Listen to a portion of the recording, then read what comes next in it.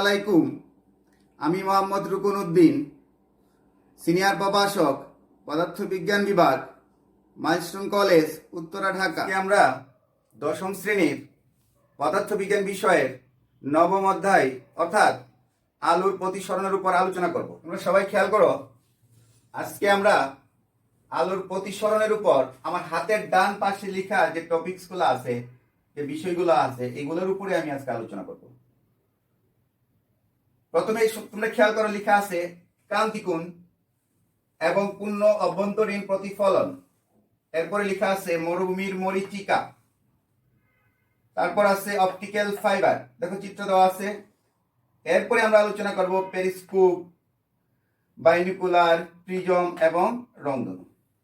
ওকে, আমি প্রথম দিকে একে একে সবগুলোর উত্তর দিচ্ছি, তোমরা সবাই দেখো। ফার্স্টে আছে আমাদের ক্রান্তিকোণ।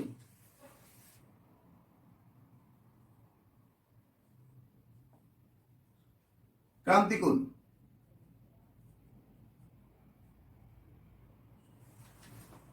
আলোক রশ্মি যখন ঘন মাধ্যম থেকে হালকা মাধ্যমে যায়, যে আপতন কোণের জন্য প্রতিসরণ কোণের মান 90 ডিগ্রি হয়, সেই আপতন কোণকে আমরা বলি ক্রান্তিকোণ।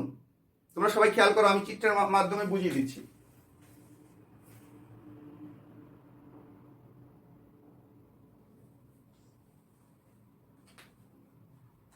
এই হলো এ, আমরা এটাকে বলি হালকা মাধ্যম, আর এটা হলো বি, এটাকে আমরা বলি ঘন মাধ্যম।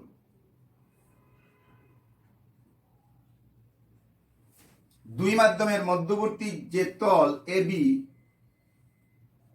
এটার নাম হলো বিভেদ তল। এটার নাম কি সবাই খেয়াল করো, বিভেদ তল।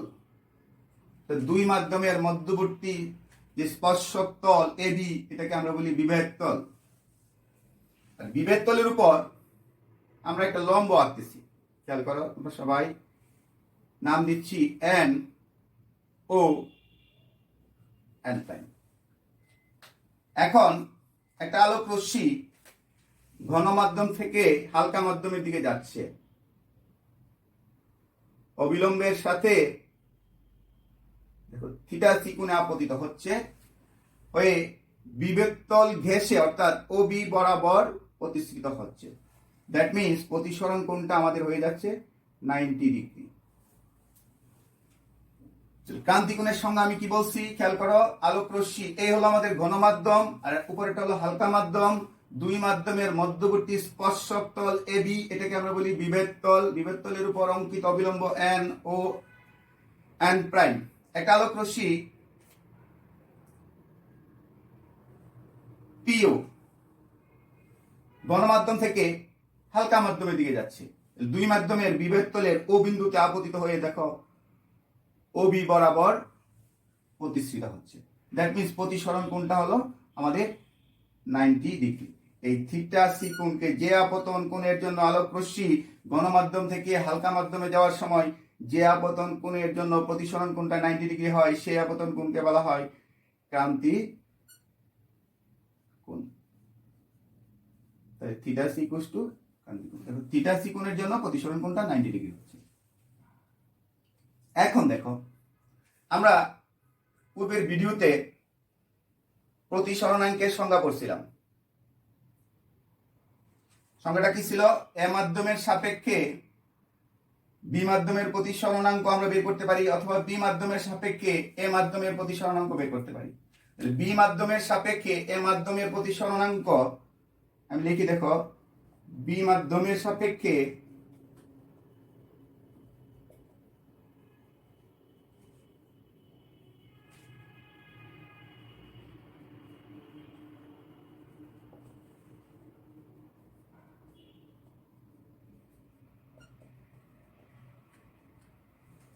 that means b mu a equals to, আমি মিউ না দিয়ে ইটাও দিতে পারি, আমাদের বইয়ে যেহেতু ইটা দেওয়া আছে তাই আমরা ইটা নিয়ে B eta A equals to আপতন কোণের sine, that means sine theta C আর প্রতিসরণ কোণের সাইনের অনুপাত, দ্যাট মিন্স সাইন 90 ডিগ্রি।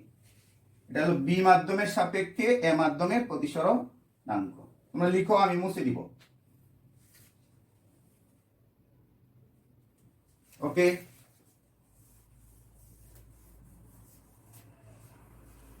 তাহলে আমরা কি পাইলাম? বি মাধ্যমের সাপেক্ষে এ মাধ্যমের প্রতিসরণাঙ্ক, that means B eta A equals to sine theta C by sine 90 degree.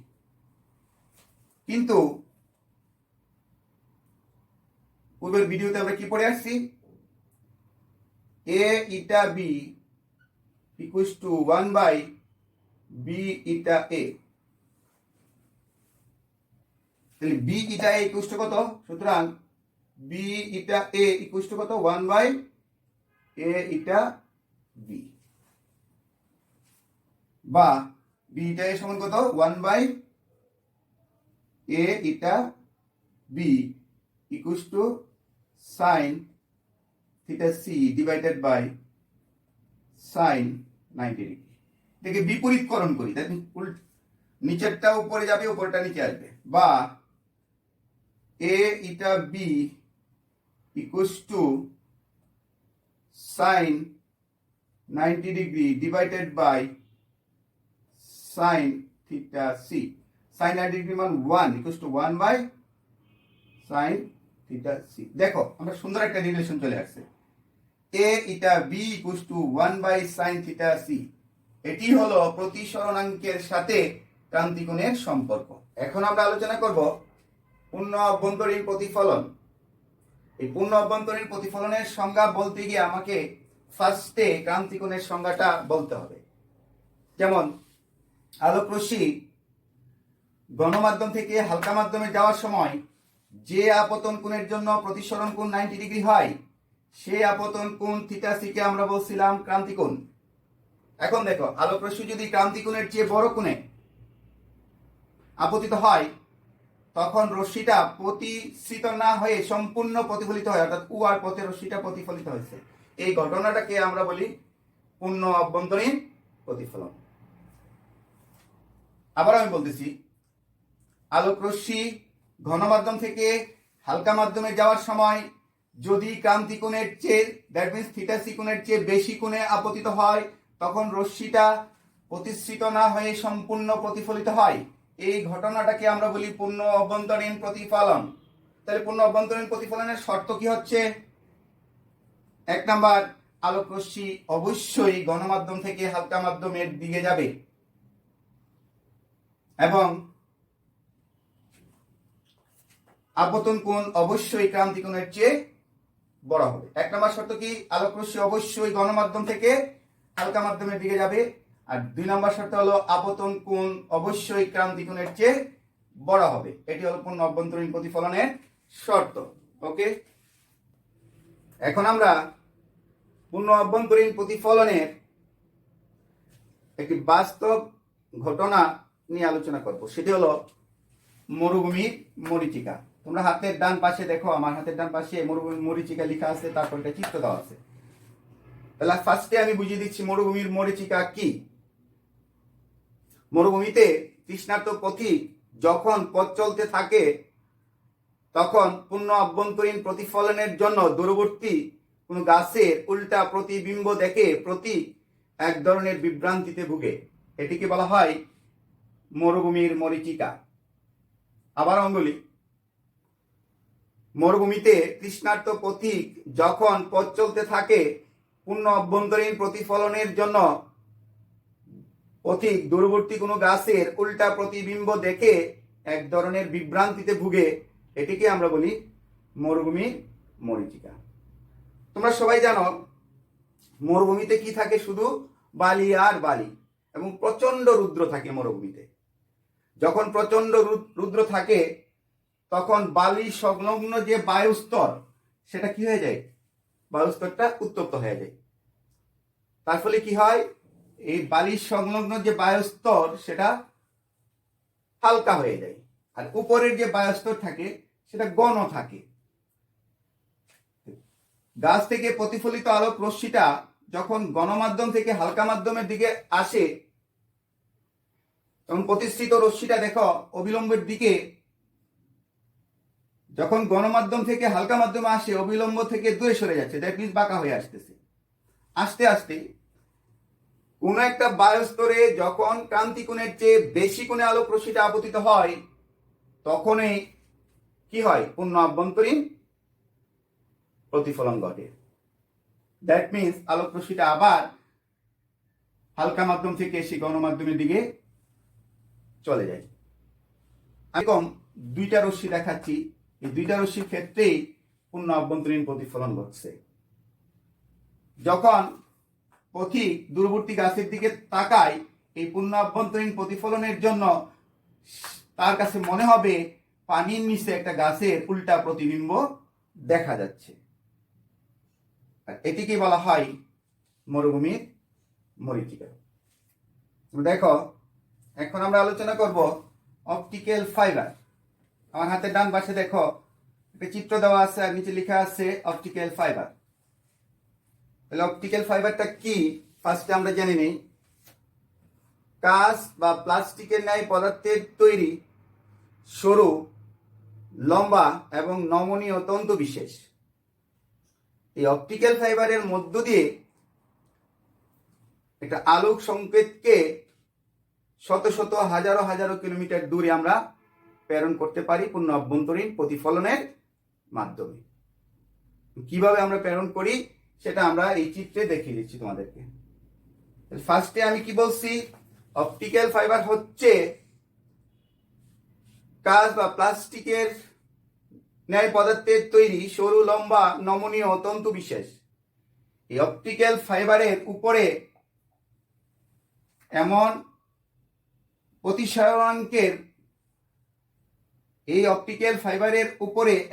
প্রতিসরণাঙ্কের পদার্থের একটা আবরণ দেওয়া হয় যার প্রতিসরণাঙ্ক 1.5। দ্যাট মিনস এই অপটিক্যাল ফাইবারের প্রতিসরণাঙ্ক হলো আমাদের 1.7।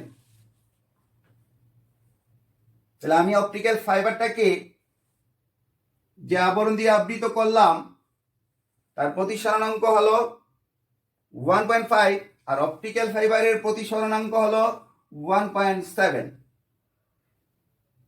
আবরণের ভিতরের যে অংশ থাকে সেটাকে আমরা বলি কোর, আর বাইরের আবরণটাকে আমরা বলি ক্ল্যাড। তোমরা দেখো চিত্রে একটা আলোক সংকেতকে পাঠানো হচ্ছে, দেখো পূর্ণ অভ্যন্তরীণ প্রতিফলনের মাধ্যমে সেটা সামনের দিকে এগিয়ে যাচ্ছে। দ্যাট মিন্স যখন একটা আলোক সংকেতকে অপটিক্যাল ফাইবারের মধ্যে আটকিয়ে রেখে পূর্ণ অভ্যন্তরীণ প্রতিফলনের মাধ্যমে আমরা কি করতে পারি, শত শত হাজারো হাজারো কিলোমিটার দূরে একটা আলোক সংকেতকে প্রেরণ করতে পারি। যেমন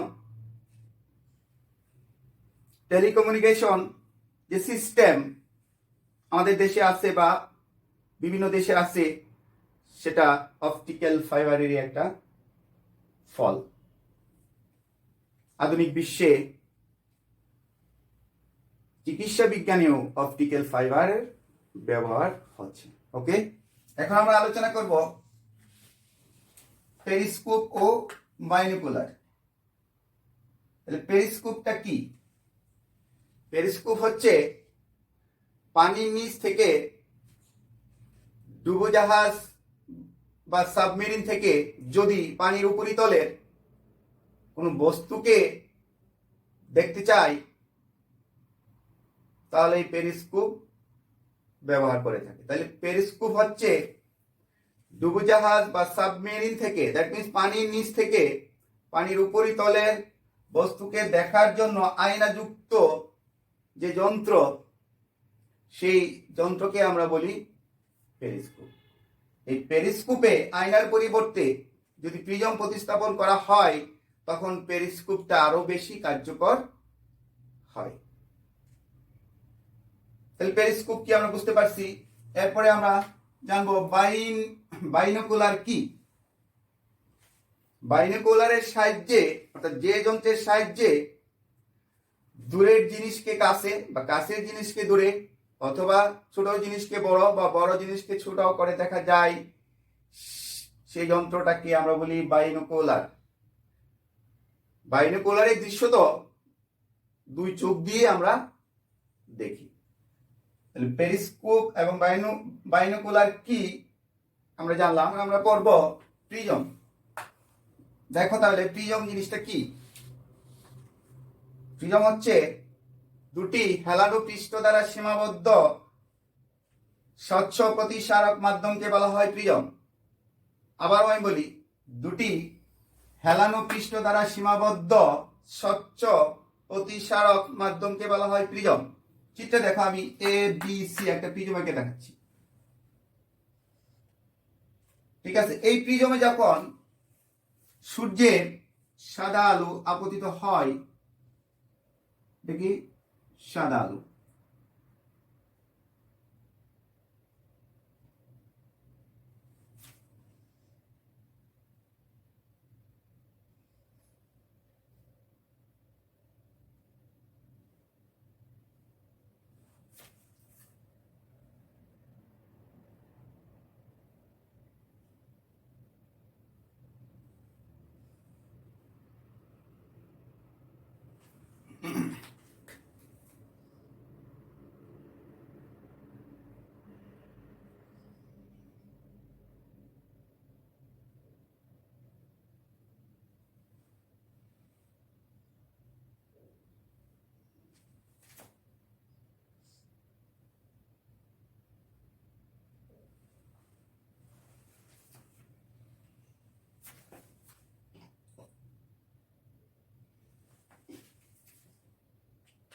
তোমরা সবাই খেয়াল করো, প্রিজমের উপর সূর্যের সাদা আলো পড়তেছে।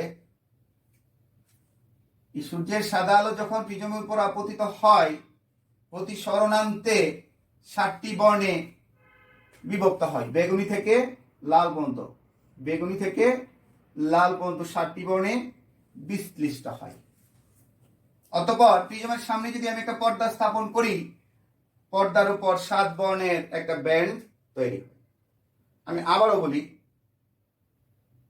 প্রথম থেকে বলি, প্রিজম হচ্ছে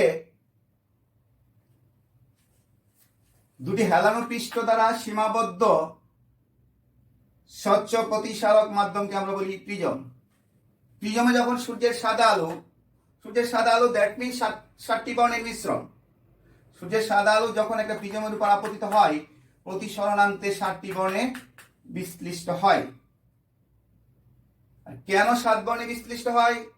প্রিজমের উপাদানের নিশ্চয়ই একটা প্রতিসরণাঙ্ক আছে। এই প্রতিসরণাঙ্কের জন্য যখন আলোক রশ্মি প্রিজম থেকে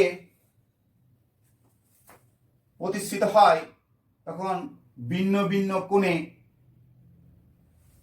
প্রতিষ্ঠিত হয়। তার কারণ হলো প্রতিসরণাঙ্ক আলোর বর্ণের উপর নির্ভরশীল অথবা তরঙ্গ দৈর্ঘ্যের উপর নির্ভরশীল। এই প্রিজমের উপাদানের প্রতিসরণাঙ্কের জন্যই প্রিজমে যখন সাদা আলো পতিত হয়, প্রতিসরণান্তে 7টি বর্ণে বিশ্লিষ্ট হয়। এখন আমরা পড়ব রংধনু কি। আসলে ব্যাপারটা কিন্তু আমরা বলেই ফেলছি। এখন প্রিজমের উপর যখন সূর্যের সাদা আলো আপতিত হয়, প্রতিসরণান্তে 7টি বর্ণে বিশ্লিষ্ট হয়। এই প্রিজমের সামনে যদি একটা পর্দা স্থাপন করি, পর্দার উপর একটা 7 বর্ণের ব্যান্ড তৈরি হয়। এখন দেখো, আকাশে যখন মেঘ এবং পানির কণা ভাসতে থাকে, এই মেঘ কণা বা পানির কণার উপর যখন সূর্যের সাদা আলো পড়ে, এই মেঘের কণাগুলা তখন প্রিজমের ন্যায় কাজ করে। আর সূর্যের সাদা আলো যখন এই মেঘের কণাগুলোর উপর পড়ে, প্রতি সরণান্তে 7টি বর্ণে কি হয়? বিশ্লিষ্ট হয়। 7 বর্ণের একটা ব্যান্ড তৈরি হয়। তখনই আকাশের মধ্যে আমরা 7 বর্ণের একটা ব্যান্ড দেখতে পাই। এটিকে আমরা বলি রংধনু। আবার আমি বলি, আকাশে যখন মেঘকণা ভাসতে থাকে, এই মেঘকণার উপর যখন সূর্যের সাদা আলো আপতিত হয়, মেঘকণাগুলো তখন প্রিজমের ন্যায় কাজ করে। ফলে মেঘকণার উপর আলোক রশ্মি আপতিত হয়ে প্রতি সরণান্তে 7টি বর্ণে বিশ্লিষ্ট হয়ে একটা 7 বর্ণের ব্যান্ড তৈরি করে, এটিকে আমরা বলি রংধনু। তোমরা সবাই শোনো, আমি প্রথম থেকে শেষ পর্যন্ত যা পড়াইছি সবগুলা তোমরা হিসাবে HW গ্রুপে জমা দিবে। থ্যাংক ইউ সবাইকে, সবাই ভালো থাকি।